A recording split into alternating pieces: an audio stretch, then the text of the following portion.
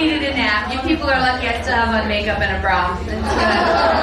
It's good. I'm so happy to be here. I made a friend before the show. I was talking to Brianna. She goes, Brianna, tell everybody how old you are, sweetie. She's 21. 21.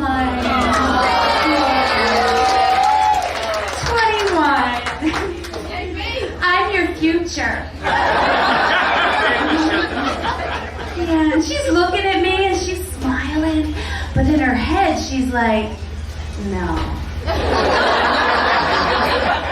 That's not gonna happen. I'm like, it is 21, it is. All of this is gonna happen to you. Like, one day you're gonna look out of your sleeve and you're gonna see your mom's hand. Your neck's gonna get weird, like, you're gonna walk up to a cosmetics counter in Macy's and some 21-year-old bitch behind a counter is gonna look at you and go, oh, you look tired. Do you want to try some of this eye cream? And you'll be like, I will cut you. I used to be you. I made one of you. That's what happened to my face. Yeah, the topography gets weird too. It does. Like, the front of you starts like migrating to the back of you. And from there it looks fine, right? But trust me, if I take off any of this, it's like a melting snowman. These aren't even my boobs. I'm just wearing so much Spanx under here. This is my muffin top. It's like,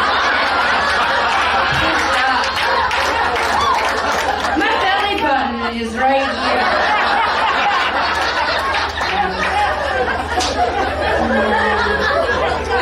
21. She's still picking out her panties based on who's gonna see them. Remember that? Remember? I used to do that. I'm like, is he gonna like these? Do these make my butt look good? Yeah. I'm 50. I pick out my underwear based on what the paramedics might think.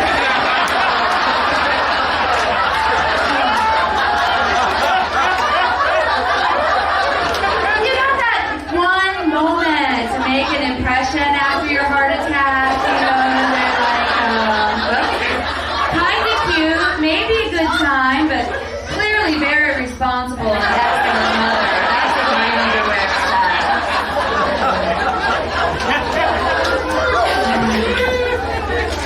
Man, yeah, 21. Wow, I just turned 50 not long ago. That's a big birthday, right? Yeah, thank you. You know what pisses me off? Never needed algebra. But it has not come up one time. Not once. And there's some stuff that could have helped me. Like, hey, Missy, every 3,000 or 4,000 miles, change the oil in your car. That would have been a good one to know. Or, hey, Missy, the interest on a credit card, that's not money they give you.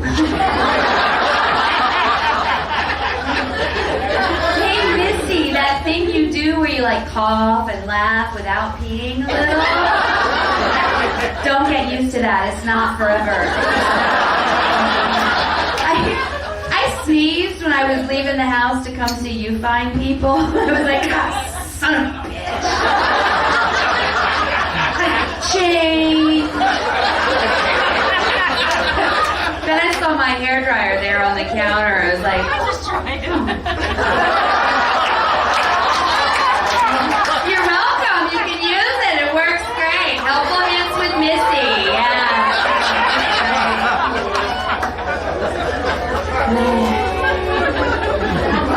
Yeah, I used to diet and exercise to look good naked. You know, now I have to diet and exercise just to stay alive. They're serious about that stuff, you know? They're really, really serious. It's weird. And are you guys into the exercise? I'm not so into the exercise. No, I'm not a fan. I was like, oh, you don't have to do a lot. Just go outside, take a hike, enjoy nature. I'm like, I hate nature. I like the idea of nature. I don't like it when nature gets on me. Right? If being in nature has taught me anything about myself, it's that if I'm ever forced to choose between being a hunter or a gatherer, I am going to be the village whore.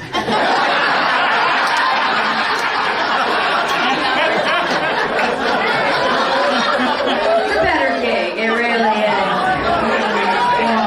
I did try though, I did. I dug out my old sports bra from New Year's resolutions gone by, and wrestling into it, and sweating and panting, and my Fitbit's yelling, abort, abort, abort.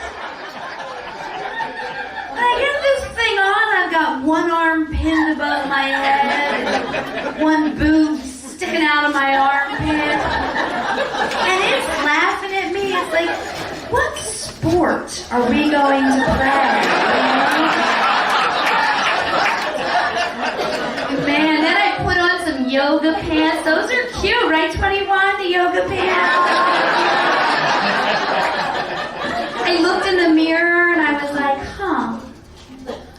I wonder if a camel ever does lift up its paw and think, does that look like it does, right? It does. Well, you're welcome that I didn't wear those for you tonight. You're welcome. Yeah, I picked this. Ta-da! It was sweet. I was walking out the door and my husband goes, hey, you look hot. And I'm like, that's not for you. That's for the comedy show people. You get the version of me with no makeup on, my hair up, an old t-shirt, a pair of boxers, and one sock. That's for you, right? But I looked at my watch and I'm like, oh, all right. Get it up, get it in, get it out, don't mess my hair up.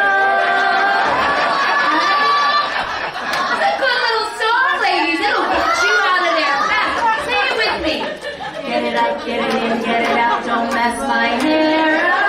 Yeah, you will be out of there in no time, and every dude in this room is going to get slightly aroused when a Bonanza rerun. He'll be like, I don't remember liking this show that much.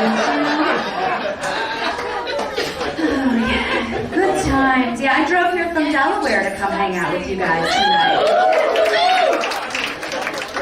Yeah, I'm a Delawarean. It was great. I have a teenage daughter. She texted me right before I came up on stage. I'm like, oh, she's going to wish me luck on my show. And no, it said, Mom, I'm hungry. So I text back, so eat. I can hear the eye roll from a state and a half away. And she's all like, what can I eat? I'm like, pop quiz, kid. You're home alone in a house full of food. And you're hungry. If you can't work that out, do you really deserve to live? I know it sounds harsh. I love her. I made her. But if she is that stupid, it is time to shallow out the gene pool. Right? And you gotta believe me, I was an amazing mom before I had kids. I was. I knew everything, right? I'd be like, oh, that baby's so cute, but mine's not gonna scream like that in a crowded restaurant with stuff all over its face. And my 2-year-old's never gonna have a meltdown in Target and take a dump in the car. My teenager and I are gonna have calm, rational discussions about making good choices. That's going well. And you know, nobody ever catches you when you're doing it right. Nobody ever catches your family sitcom moment. No, people only see you when you are losing your shit. If you ever wander by my house and hear the screaming, please know that it was preceded by 27 and a half minutes of calm, rational discussion. The other day I got home and there were gym shoes sitting on my kitchen counter. Now if I were a good mom, that's where the food would be. But I was like, you know what, I'm not going to lose it. I just said, hey kids, looks like somebody's gym shoes are here on the counter. How about we take care of that? And I get this. Oh my God, Mom. We just got home. Like, can't you just back off and chill for a minute, Mom? Gosh, we'll get to it, Mom.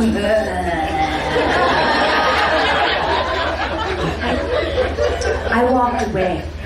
I stayed gone for 20 minutes. I did some laundry, some like those bitches don't get fabric softener kind of laundry. And I come back downstairs and shoes are still on the counter. And I'm like, I'm gonna deal with this with humor. I'm not gonna lose it. I was like, hey kids, looks like the gym shoes haven't jogged themselves up to the closet. That's a good one, right, 21? It's a good one, right? And they're like, oh my God, Mom, you are so lame. We said we got to it. Just back off, Mom. Gosh. I walked away because I do not want to be on the news. I took a nap. I come back downstairs. The shoes were still on the counter. The shoes were still on the counter. The shoes were still on the kitchen counter! I'm like, get out of here! I told you 4 times to put the shoes away! I'm not yelling! I am calm! You better look at me when I'm talking to you! Don't look at me like that! Give me your phone!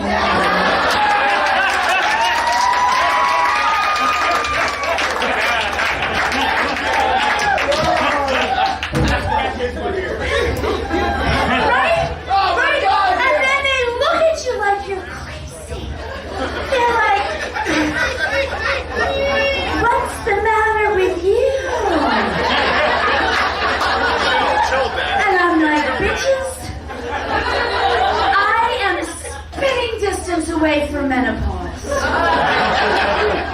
You better put on those shoes and you better run. Right, you better run. It's exhausting. It is absolutely exhausting. How many of you in here have little ones that you still have to do that like Elf on the Shelf or Bench on the Bed and stuff? Yeah, see, in my house we do something a little different. We do what I like to call bitch on the rag.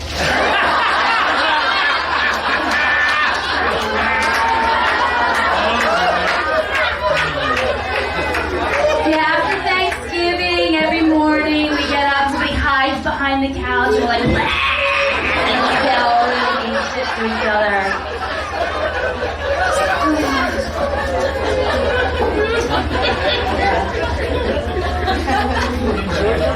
Yeah, but how you doing over there, 21? You good? You know, and honey, doctor's appointments are gonna get weird too. There, everybody wants to look at my butt. Like, there was a time not so long ago when people wanted to look at my butt, right? You're welcome. And now I want to look up it. Like, I walk in there and they're like, hey, Missy, your chart looks great, but we are going to need to do a rectal exam. And I'm like, well, okay, but, you know, I'm just here to get my teeth cleaned, right? Like, it's a little invasive.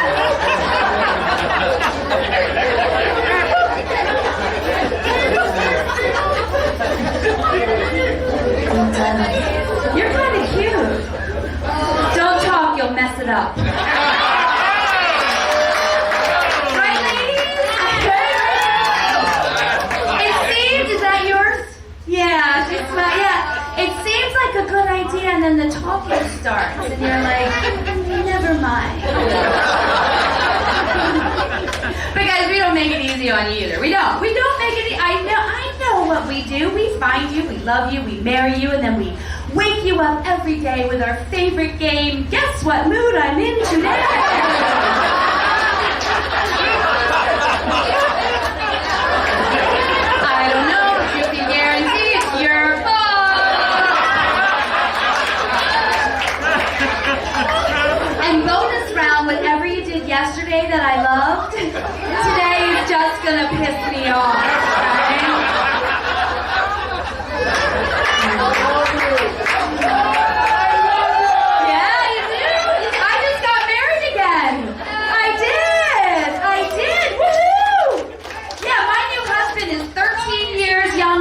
I am. I am so tired. I am counting the moments to erectile dysfunction. It's great. My husband's really short, too. You know, ladies, don't you love it when there's a big guy behind you, like spooning you, makes you feel safe? Like, my husband is more like wearing a little backpack.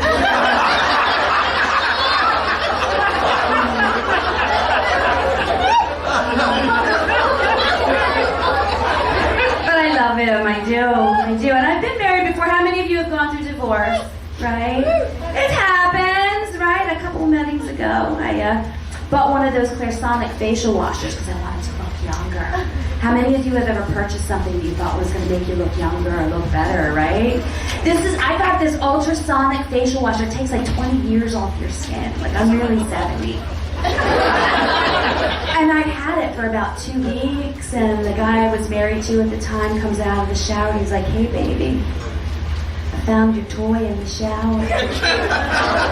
I'm like, "I don't have a toy in the shower." And he's like, "Yeah, you do. That pink vibrating thing with the bristles." I'm like, "Dude, that's my facial washer." Like, "Oh, I guess I should stop using it on my balls then."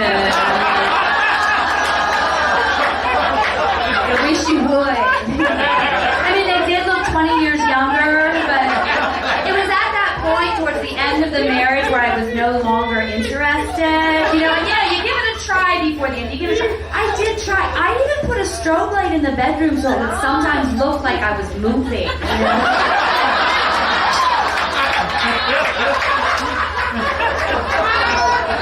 But it was hilarious because 2 weeks later, my 14-year-old comes running at me with this thing, and she's like, "Mom, is this your vagina washer?" And I'm like, what does my family think I have going on down here that requires ultrasonic technology?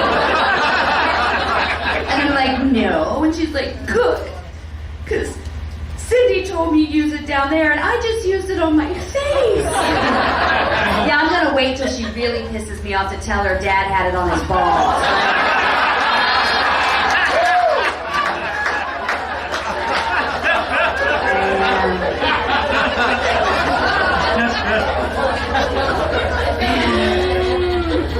You know, lately I've been thinking a lot about the transvaginal mesh. Have you seen those commercials about the transvaginal mesh? Nobody knows what it is or what it does, but it is falling out of women all over America.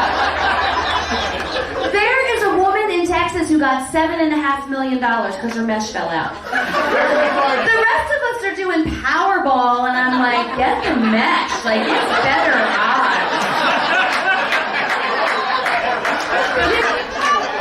It's true. The commercial says millions of women are suffering in silence from vaginal erosion. I know a lot of women. We don't suffer in silence about anything. I'm too hot. I'm too cold. My vagina is eroding. We're going to mention that, right? We are. Ladies, you know, I was telling you doctor's appointments are getting weird, and we're friends now, right? We're friends. I can tell you, I had to go to the dermatologist a few weeks ago. That is not supposed to be a bad doctor's appointment.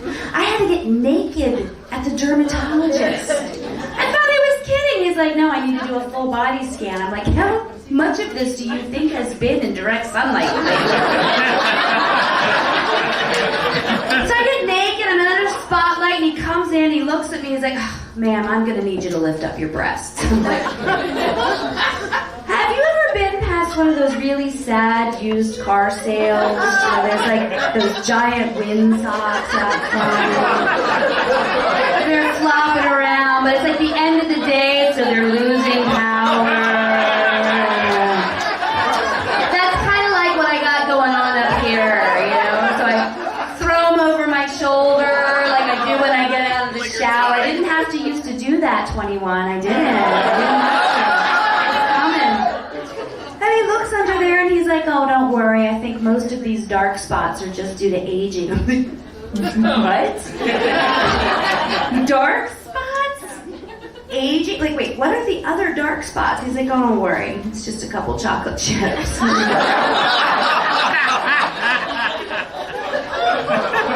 ladies, what is our least favorite doctor's appointment? I know! Absolutely, the gynecologist.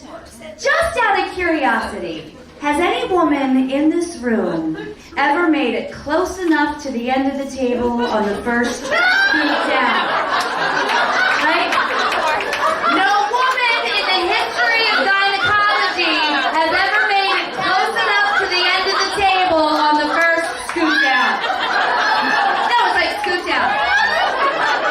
Scoop down. No, honey, a little bit more. Scoop down. I'm like, dude. My hoo-ha is on your face. You are on a stool with wheels. You scoot up. I can't believe I got a pedicure for this shit.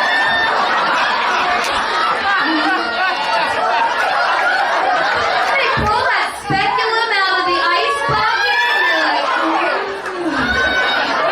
and you're like, is that comfortable? I'm like, dude, all I know is if I cough once, you're gonna lose an eye.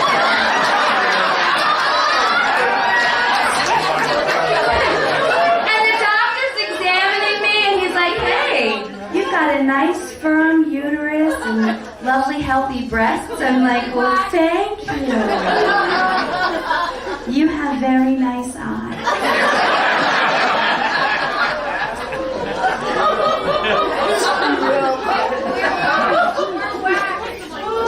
This lady desperately wants you to know she's been waxed. And she's like, not me, I'm fully bushy. She's waxed. Yes. No, I don't do that before the guy. You know, you do have to do a little prep before the gynecologist. But like 3 days ahead of time so it doesn't look like it's for them. Right? You do like the 3-day ahead prep so you walk in there and you're like, yeah, I just roll around like this, baby.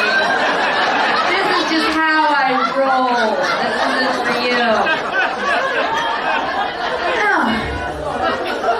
No, but my doctor then says to me, but your bladder is hanging a little low. 21, did you know that was a thing? I didn't know my bladder could hang low. I'm like, oh my God, do I need the mesh?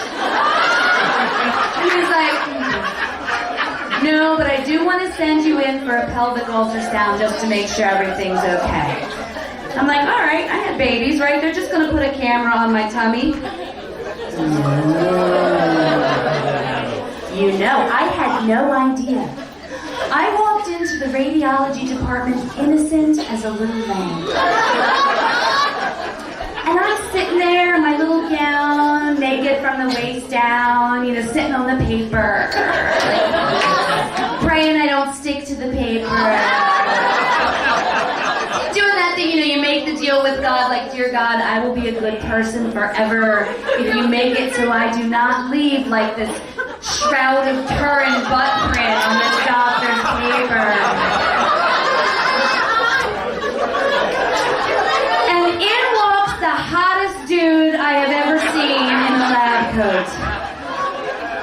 And he is holding what can only be described as a dick camera. A 12-inch long white plastic stormtrooper dick in this guy's hand.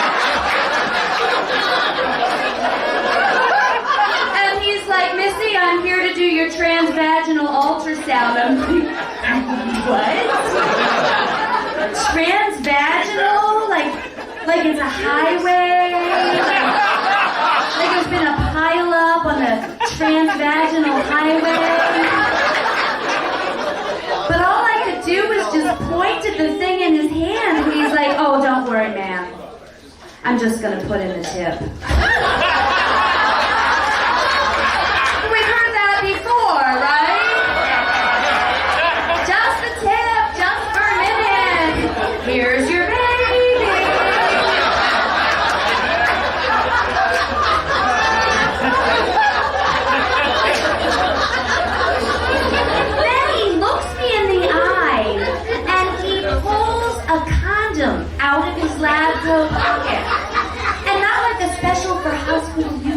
tiny condom, like a regular Trojan's prom condom in his guy's pocket. And he looks me in the eye as he starts rolling it down this camera, and I'm like, is my insurance gonna cover this? Thanks, Obama.